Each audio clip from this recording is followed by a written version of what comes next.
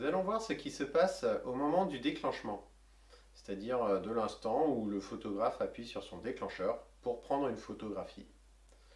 C'est un moment crucial forcément dans la photographie et nous allons voir comment ça se passe à ce moment-là dans l'appareil photo.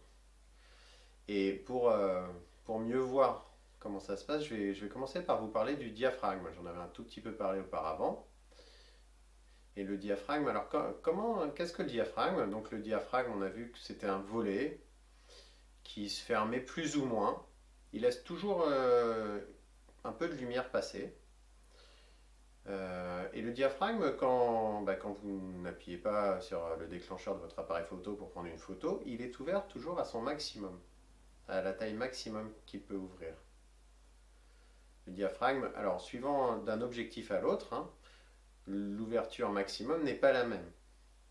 Mais dans tous les cas, lorsque vous regardez dans le viseur de votre appareil photo, le diaphragme est ouvert à son maximum. Le diaphragme, en fait, lors de la photo, le moment où vous allez déclencher ou prendre votre photo, c'est à ce moment-là que le diaphragme va se fermer. Il va se fermer au réglage voulu, soit par le photographe, soit par l'appareil photo s'il est en automatique. Et il peut aussi ne pas bouger du tout si le réglage est justement l'ouverture maximum et sur l'ouverture maximum. Dans ces cas-là, il ne bougera pas. Mais dans tous les autres cas, il se fermera plus ou moins pour laisser passer plus ou moins de lumière vers la lumière passera pour atteindre le capteur CCD ou le capteur CMOS de l'appareil photo. Et le capteur CCD ou CMOS transformera cette lumière en données numériques et il l'enregistrera sur la carte de l'appareil photo en fichier JPEG ou RAW. RAW, c'est le fichier natif de l'appareil photo, mais j'en parlerai plus dans un autre chapitre. Et